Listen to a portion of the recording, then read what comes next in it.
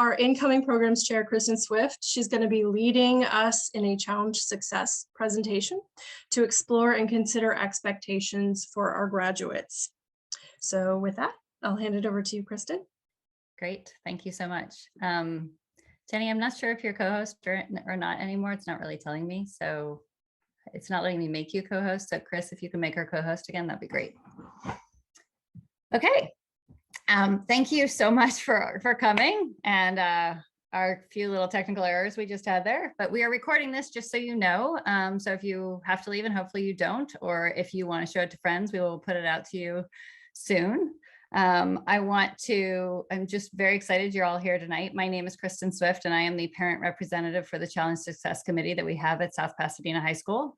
I've had the honor of being on the committee for 2 years, and we had been hoping to have this conversation with you in like April of 2020, but as you can imagine, April of 2020, nobody really was thinking about anything other than the fact that they were sitting at home with their kids constantly. And we, I don't know about you, but my family was watching a lot of movies and TV just to kind of keep sane.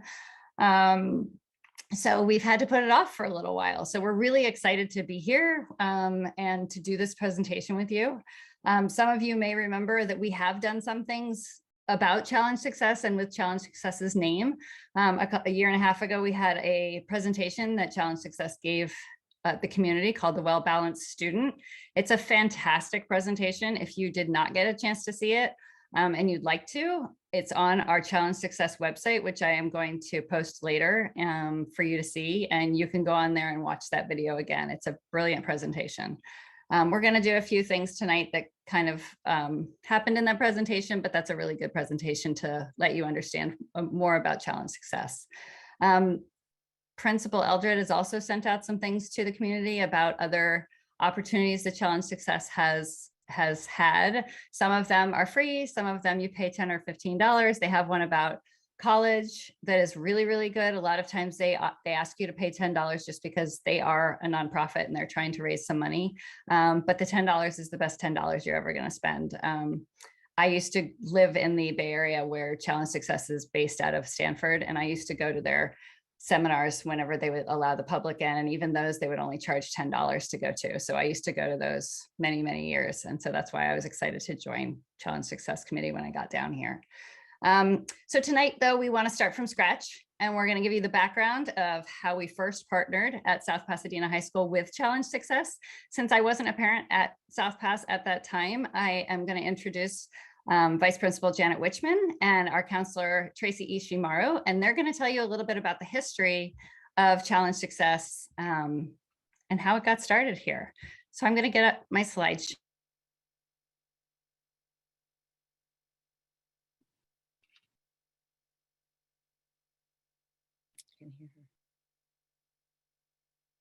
While you're looking for those, I also wanted to introduce Mr. Mills. He's one of our Challenge Success reps. He's our teacher rep on the committee, and he's here tonight.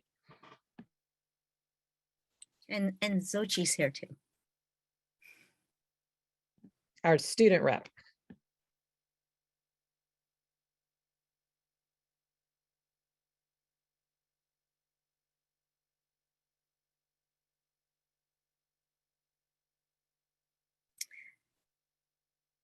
Okay, I'm going to start with what is Challenge Success.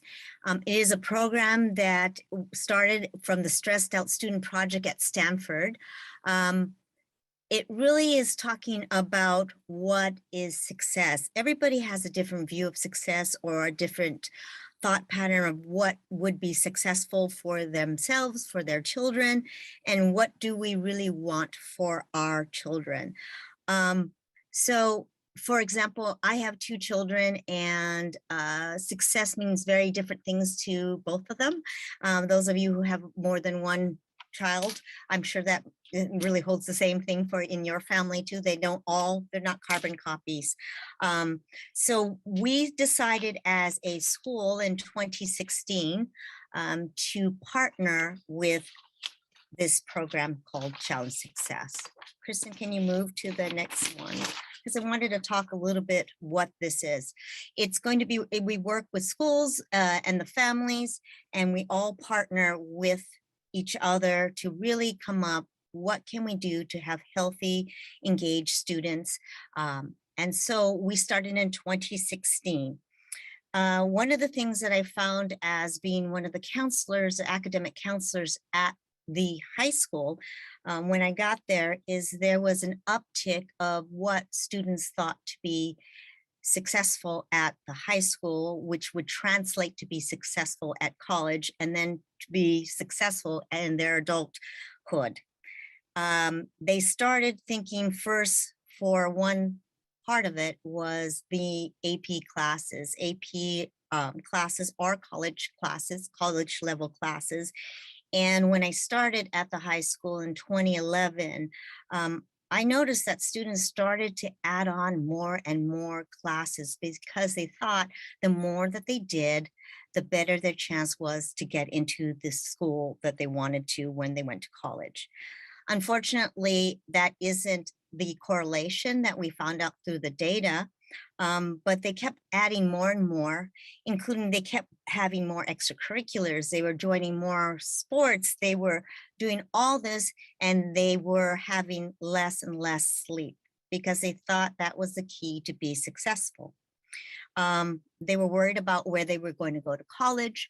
When you asked them, they're probably about 50 of them that most of them knew the names of. And when we went into their rooms to tell them there was more than 4,500 colleges just in the United States alone, they couldn't even believe that because they really know the ones that they know. So we started looking at all of this. And I want you to think back when you went to college, how many classes did you really take? In college, most of the time per semester, per quarter, they take about 4 classes. And so we're talking about a student that's 18 to 21, 22, 4 classes per semester or quarter. At the high school, they were pushing to take 5 and 6 classes, AP classes, in addition to the extracurricular activities, in addition to being on virtual, in addition to maybe being on COPA or on Tiger newspaper. So it became that there was this really big push that more is better, but we found out more was not better because the students' mental wellness started to show all the fissures and the cracks. They started to be more stressed. They started to be more anxious.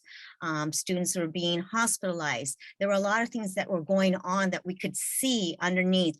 And so we started saying, what could we do? So this is kind of why we started in 2016. We saw this program. We heard some really wonderful things. We know some of our neighboring schools were involved in Challenge Success and had some positive things to say about the program itself. And so we decided this would probably be a really great program to be involved with our families, our students, our school, our community. So that's pretty much how we started in 2016.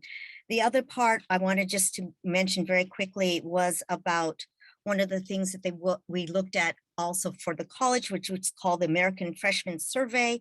It's been from UCLA. They're the ones who put it out from 1985.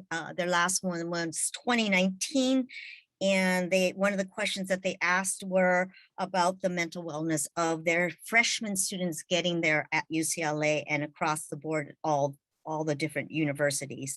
In 2015, 59% of the males stated that they were above average in their mental wellness, 43% were the women, but in 4 years later, in 2019, it had dropped down to 50% said that they were above average, and 34% of the women said that they felt they were above average in their mental wellness. So we're seeing a decline there, even though I know we're talking about high school, but we're really talking about success throughout this year, next year, when they get to college, and also as an adult. So I'm going to hand this over to Ms. Witchman, and she's going to continue. Thank you. I'm just waiting for the next slide. Okay, thank you. Like Ms. Ishimaru said, we looked at our school and we noticed that kids were having more anxiety, and they were focusing on just a few colleges instead of all the colleges that were in the country. And then when we started looking at the data, if what it says up here, it talks about students being sleep deprived. And that was, 95% of the students nationally, it's not at our school, were sleep deprived. But when we talk to our kids, it seems like it's kind of a badge of honor for a lot of the kids to who can get the least amount of sleep every night. We hear kids saying, oh, I got 3 hours last night. I got 4 hours. Oh, but I got 5 hours. And so that's what we want to change. We want kids to get the sleep that they need, to not be so have so much stress. And if you're sleep deprived, you're not going to flourish in all of these other areas. Also, we really want to get the word out there that success isn't just your grades and your test scores, or it's not just getting into Harvard or Yale. Students, again, there's about 4,500 colleges in the United States. So there's a right fit for every student. And that's one of the things that Challenge Success is trying to, teach students. And we as a school now are trying to teach students that find the right fit for your college, find the right college fit for you. There's not only the 10 colleges that all the kids hear about. For example, like my daughter goes to a school I've never heard of in my whole life. And she, it's far away. It's a small little liberal arts school and she likes it. But, if she was just thinking I have to go to one of these 10, she would have never looked into that. Some of the things our school is doing, we have our Naviance program, and that's helping the students find out that there's more colleges and they can put in their interests, the type of college they want, and it spits out a lot of different colleges for them. So those are, we're working on it, and we're hoping with parents' help that we'll get the students to start having a broader idea of what they want to do for college. Or kids who don't want to go to college, that's great too, if you want to go to a trade school. So it's just getting the kids to feel comfortable in what they want to do and what they feel is the right fit. The biggest thing, as Ms. Ishimara was talking about as well, is a lot of our students are over scheduled. So if you could go to the next slide. This is something that we give to the incoming freshmen. It actually applies to all of the students at the school. It's like the balanced freshman, what you do in your 24 hours. All of the research shows that teenagers need anywhere between 8 and 10 hours a night of sleep. So we show them this pie chart and we say, okay, you have 9 hours of sleep a night. That leaves you with your 15 hours more a day. And then we kind of break it up and have them look at it. And if you look at this, after you go to school and you sleep, that is more than 50% of your day right there. So it's trying to get students to see how much homework they're going to have, how much time they need for necessities. When the students meet with the counselors, they go over, we have a time management tracker and a time management planner that all your students will be getting during programming, which started today for the current freshmen, and it will be sophomores the end of the week and juniors next week. So they get this management tracker and they have to go in and put how many hours they use for each activity that they have during the day. So please look at that with your students when they bring it home. If you look on this pie graph here, there's not really a lot of time, again, after sleeping, necessities, and school. And important is the PDF at the top. That's like your family time, your fun time, things that you do besides school. It's your downtime, things like that. You can't have every minute of your 24 hours scheduled with some scheduled activity. So anyway, just please look at that and talk to your children about that. And hopefully that's going to give them a better idea of how much time there is in a day and how to split up that day for them. Kristen, I will give it back to you. Thank you. Okay, so now what I want to do is, this is something that they do in the well-balanced student talk that Challenge Success actually does. And I wanted to do it here tonight because I always think it's very interesting to see what everybody says. I just want to, in the chat, please, write it to everybody so everybody can see the responses, and I'll call some out as I see them go in there. But how do you, as a parent or guardian, define success for your child? Or what are characteristics of a successful person to you? So if you guys could take a few minutes and write those things in the chat, that would be great.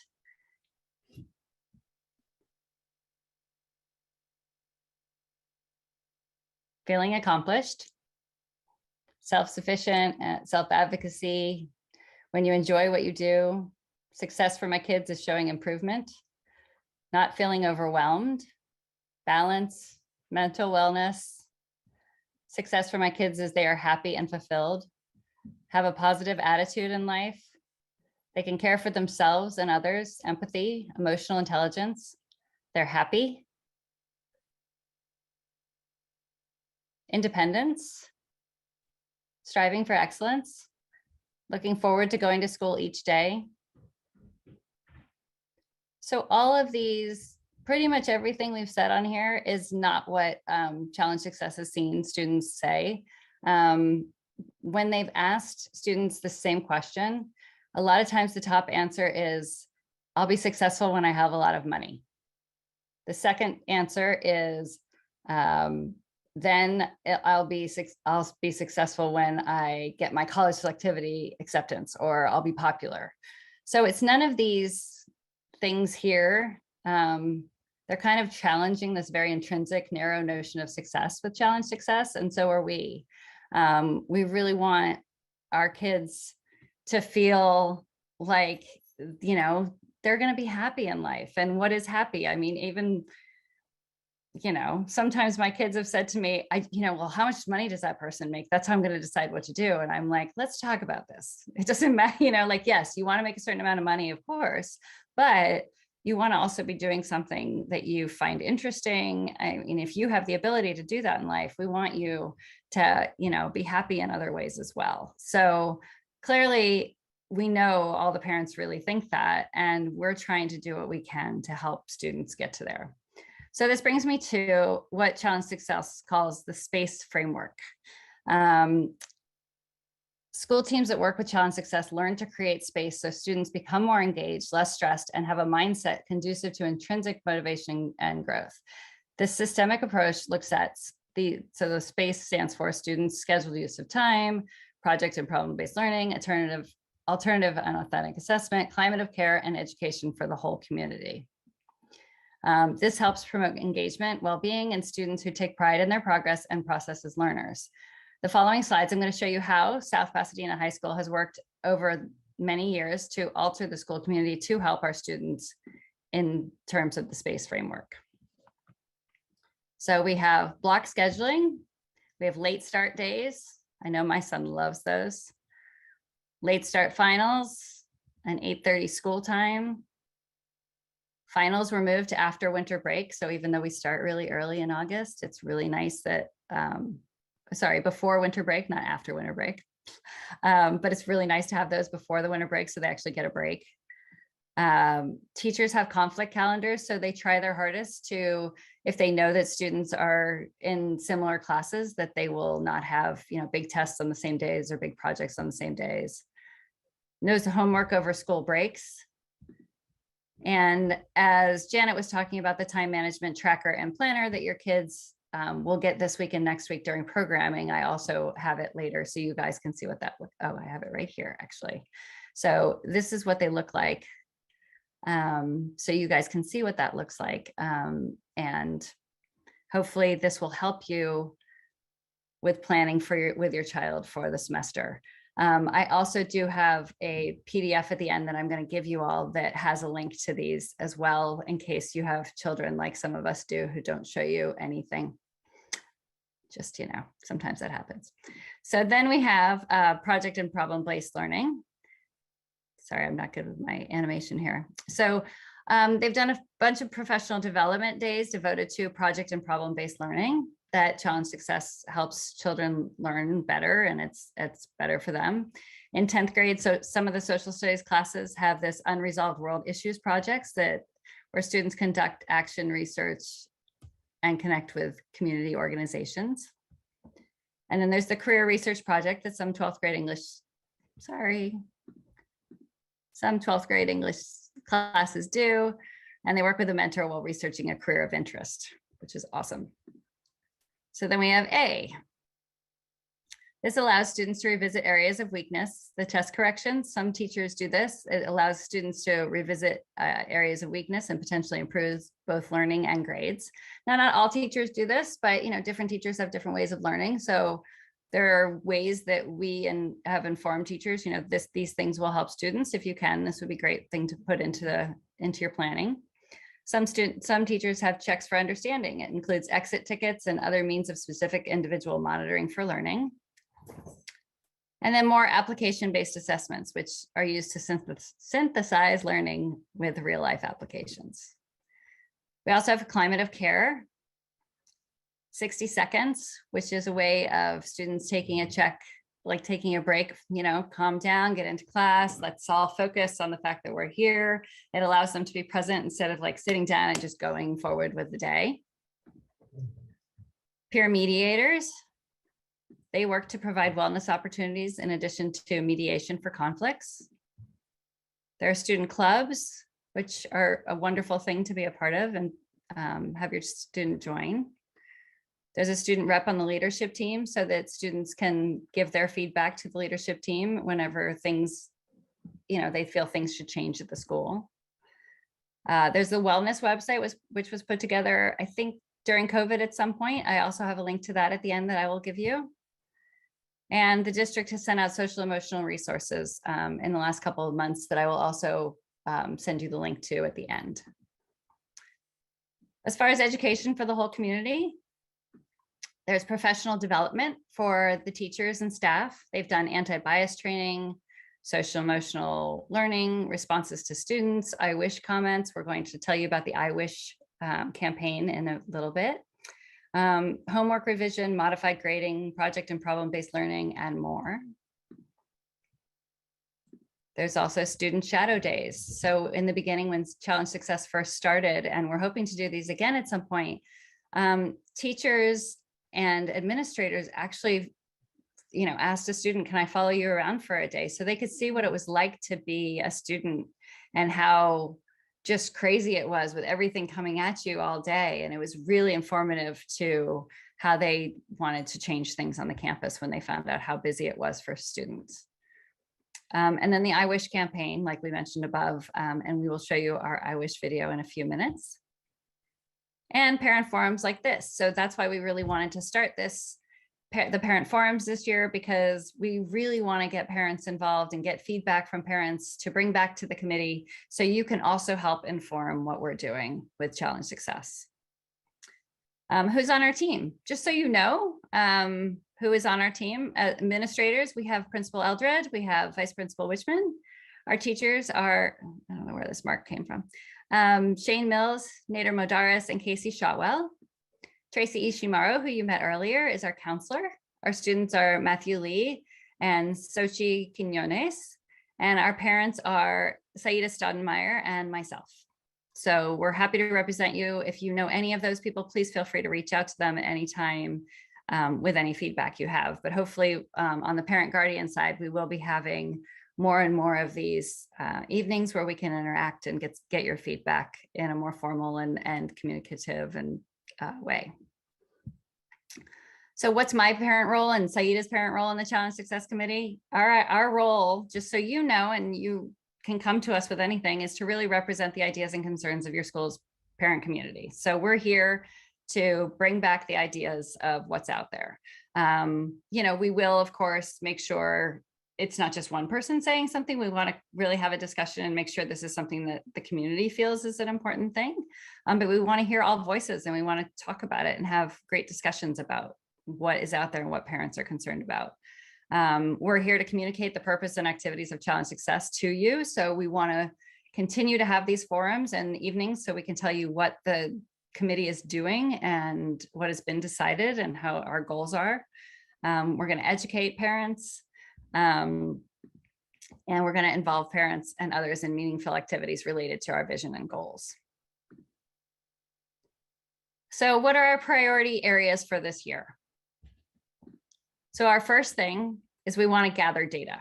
That's a huge thing. We've decided we've been doing this for quite a few years, and we're at a point where we think it's time to gather data again. So first, we've started off on the 19th. I don't know if you heard from your student. If you haven't, please ask them. There was a school-wide student survey that is an official Challenge Success student survey. We had all the students in school that day do the survey. My son actually missed the class that it was in that day, but I know his teacher, the next time he went in, asked him to do it. So I know he did it. So hopefully everybody was able to do the survey. We get results on that survey in a couple weeks. But just so you know what the student survey is about, it's a 30 to 40 minute online survey that helps us gather data and insights that lead to actionable changes designed to improve student well-being. And over 250,000 students in the country have taken this survey since they began doing this.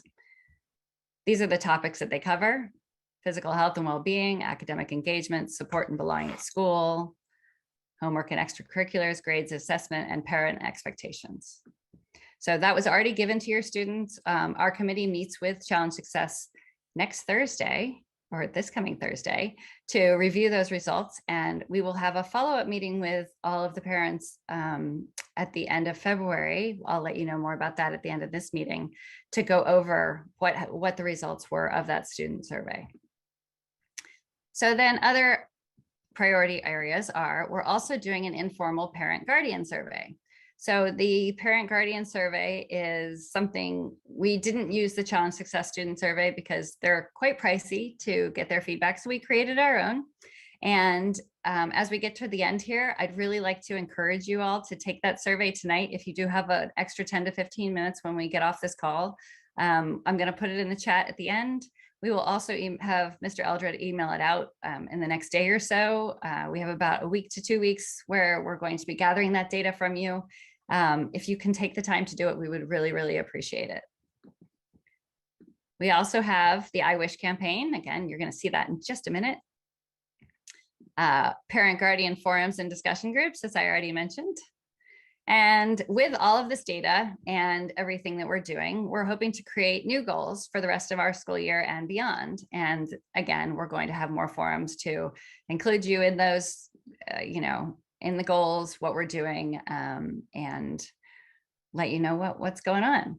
So now I'm going to pass this off to our student representative, Xochitl Quiñones, and she's awesome. She has put together an I Wish campaign. She's going to tell you all about what this is. Hi, I'm Xochitl Quiñones, and I've been in charge of Challenge Success this year. So the history of I Wish actually comes from a book by Kyle Schwartz, and she asked her students to fill in a blank in this sentence, "I wish my teachers knew." The results astounded her. Some answers were humorous, others were heartbreaking, all were profoundly moving and enlightening. The results opened her eyes to the need for educators to understand the unique realities their students face in order to create an open, safe, and supportive place in the classroom. When Schwartz shared her experience online, #IWishMyTeacherKnew became an immediate worldwide viral phenomenon.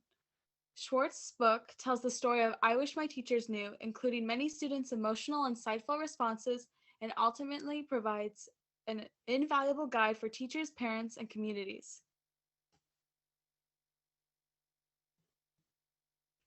So what the I Wish campaign we did this year was I Wish My Parents Knew. And I surveyed the whole school. Many kids actually filled in the survey. And so the video you'll see next is some of the survey entries and the administrators handpicked.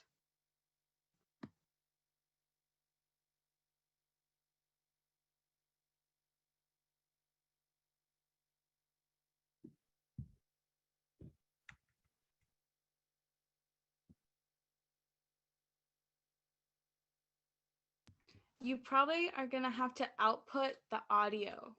Yep, thanks. Yeah. It worked before.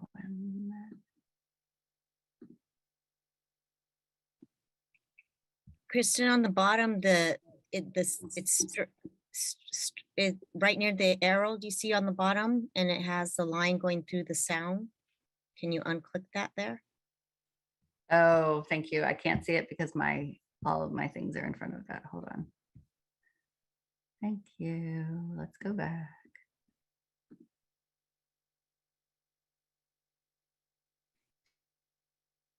I wish my parents knew that even though I don't show it, I struggle to constantly stay focused on work.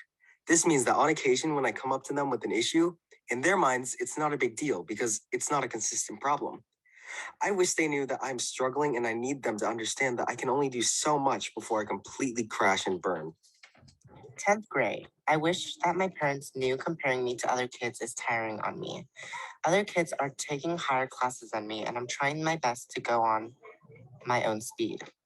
I get unmotivated when you make high school such a big deal. I'm already trying my best right now.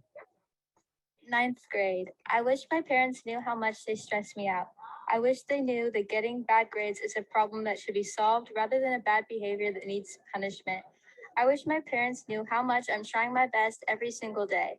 I wish my parents knew that I'm trying everything to satisfy them and make them proud. 11th grade. I wish my parents knew the amount of stress that students are under within school and outside of school with problems within friend groups and family. I wish that they were more understanding about the mental toll it takes to be a high schooler. And I wish that they know that I love them. 12th grade. I wish that my parents knew that college prestige isn't everything and sacrificing my mental health for grades isn't worth it. 10th grade. I wish my parents knew I don't have as much time to enjoy the things I love to do anymore. Between sports and school, it's hard to do anything as fun anymore. 9th grade. I wish my parents knew that friends, community, and fun are just as important as academics. 11th grade. I wish that my parents knew I'm not nearly as competitive of an applicant for college as they think I am. They think good grades and test scores are what's most important, but I don't have good extracurriculars. And by extension, I don't have good things to write about for college essays because all my time is spent trying to get perfect grades and test scores in difficult classes. I feel like I won't be admitted into any of the schools they expect me to be admitted into. I worry that they will be disappointed in me, and that would make me feel worse because I'm already disappointed in myself. 12th grade. I wish that my parents knew how much I respect them, and I'm so thankful for everything they've given me and the opportunities I've been presented with because of them. 10th grade. I wish that my parents knew that I'm afraid of not being able to match their standards and expectations. I also wish they knew that I'm afraid of not getting accepted to a college. 9th grade. I wish my parents knew that there is a lot happening in school and sports and in life in general, and they know it's hard. But they should understand that sometimes I don't get to everything done because there's so much. But my parents are great, and just like me, they can't be perfect all the time, and that's okay. And I'm so grateful for the parents I have. 11th grade. I wish that my parents knew that I would do anything for them to listen to me, mentally and emotionally. Okay. Oops.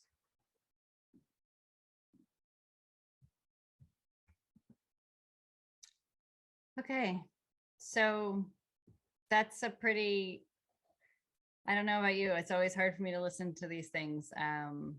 Some of them are so lovely. The fact that people even say, you know, I just want my parents to know that I love them is so lovely. And you can feel the love in those. Just so you know, it was not the students that wrote those comments that actually said those comments in the video. We had other students read them just so nobody could be identified. So just so you know about that. So that brings me to the parent guardian survey. We really want to get your feedback. The mission of, of Challenge Success is to really encourage, kids to still have ambition and drive and achievement, but also find balance with your social emotional learning and well-being. So we're never saying we want kids to pull back on who they can be. I have definitely heard people say before, I'm worried the Challenge Success is going to be something where you're telling my kid not to do what they are capable of. And that's not at all what we're saying. We're really saying, we just want people to really look at what your student is doing and make sure, with a different lens on mental health and well-being, that you're looking at everything that's going on and saying, is it really going to work for you if you have that, AP, I don't know, calculus class, you don't even like math, maybe you just, take a different class and you do the AP and something else, maybe, do one sport at a time, try and pull it back. There are obviously times when sports overlap or things overlap and they get really, really busy.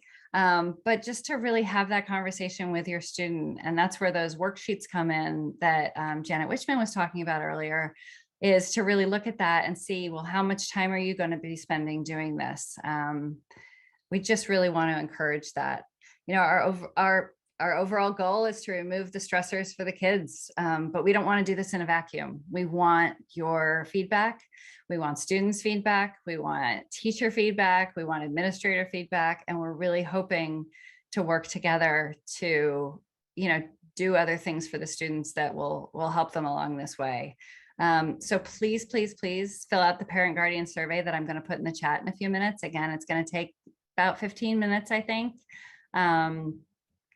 And we would really appreciate getting your feedback. It's all anonymous.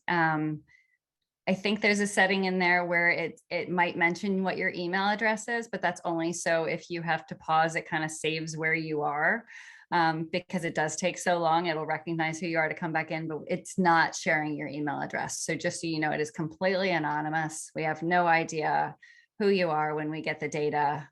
So please, you know, be as honest as you can with this survey. Next time, we are going to have another forum in a month, in 4 weeks. We are going to explore the results of the Challenge Success Student Survey and this informal parent guardian survey. We'll be reviewing new priority areas and goals for the rest of the school year. And we're going to have more discussion about how parents and guardians can join in our Challenge Success work. So I really hope that you'll be there. Not sure what just happened. That's so funny.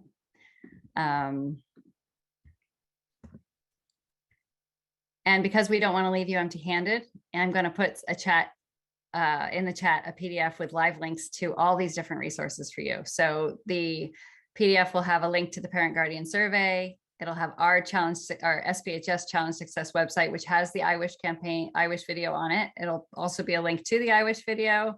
There's also the regular Challenge Success website from the people at Stanford, and all of these different things. So hopefully those will be all the resources that you need will be in there. Now we're going to take questions. If you'd like to put questions in the chat, please feel free to do that. And either I can answer them, or Ms. Ishimura, or Ms. Wichman, or Sochi, or Saida, or Mr. Mills. We are here for you to do that. Here first, I'm going to put in the chat the survey, the parent survey.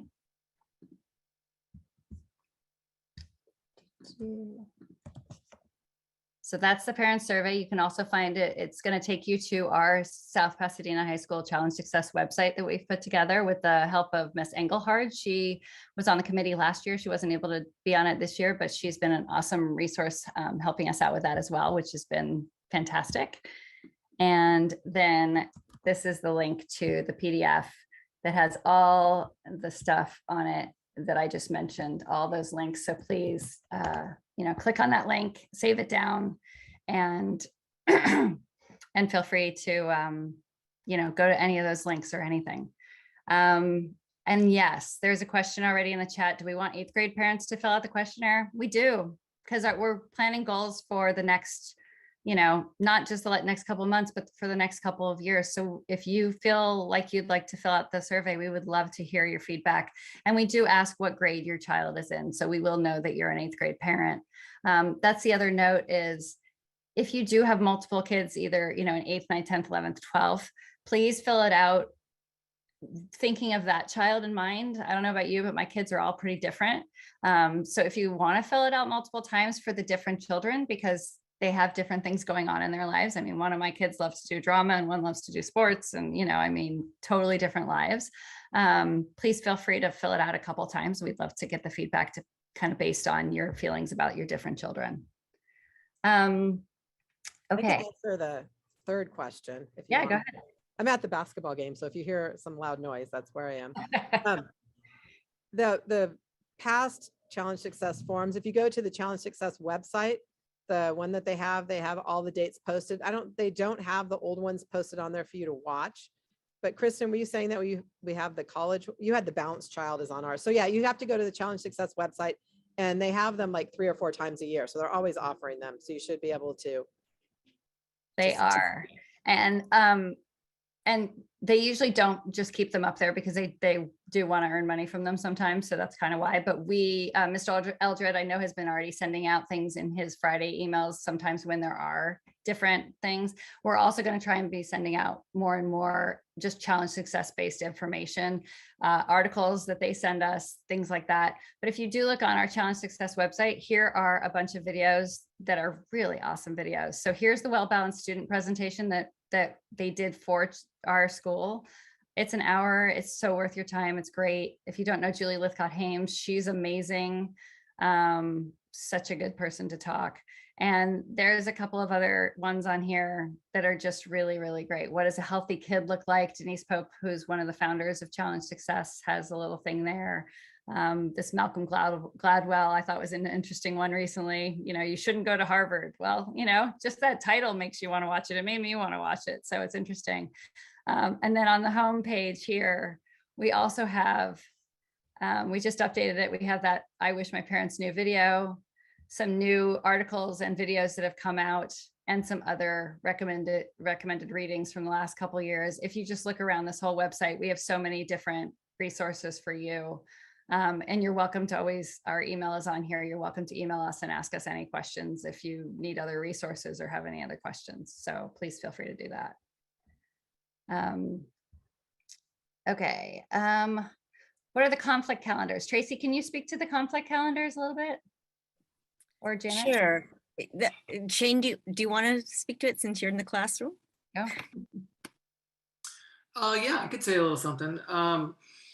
Well, we all have these conflict calendars up. Now, how many are implementing them? That remains to be seen at this point, but it's a work in progress. But what they are, I have them in my room, and when I know I'm going to have a test or a quiz, as soon as I know that date, I'll put it on the calendar. And then what the kids can do, it's kind of a whiteboard material, whatever that's called, the cheap way to do that, forget that word. But anyway, the kids can go and laminate, that's what it is. The kids actually can go as soon as they know they have, maybe the day that I've got a big test planned, you know, a bunch of kids have a bio test too. And then a bunch of other kids have, you know, a history test or whatever. So what would theoretically happen, and I do try to mind this, but we haven't switched one around yet, but I'm open to it. If a bunch of kids have like 3 tests on the same day, we would theoretically try to like arrange, you know, an alternative day to test. So again, I haven't had to do that yet for the entire class. I haven't had enough of a conflict. I mean, having 2 tests on one day is a bummer, but it's not like ridiculous. So that happens once in a great while. So I haven't done it for a whole class yet, but I will make, if an individual has a lot of conflicts, maybe it's not the whole class, but I'll make arrangements with them. But yeah, that's the idea. So we put our projects and our tests, big tests, you know, on this thing, and the kids go in and fill in their other classes' tests so that we can foresee any issues and hopefully circumvent them. Great, thank you. And then Tracy, I think this is a question for you about, are the worksheets that we talked about actually updated with data on how students, how long students actually spend on homework in the different classes? And I think that is also given to them, correct? So yes, it is. Their estimation sheet is there also with the tracker and the planner. You're talking about the time management one, right? Yeah. The tracker is to do what they are doing currently. The planner is to be using the estimation of the homework for the following year for programming purposes. So if your student right now is a freshman and receives some information today, they will be projecting for next year, looking at the classes they will be taking for next year to fill in the homework estimation portion of that. Great. I think this goes back to Shane. Can you expand on the participation of the teachers in the committee? Are they implementing this in the classroom, in particular with the amount of homework assigned? So I don't know what this is, Oscar. If you want to unmute and ask the question, clarify that maybe a little bit. Yeah, I think we just wanted to know if teachers are aware of the amount of homework that, kind of similar to what's happening with the conflict calendar. Are they aware of the amount of homework that all of the teachers are giving combined so that we know like a good amount of time that, have a good estimate of the time that kids are spending outside of school on assignments?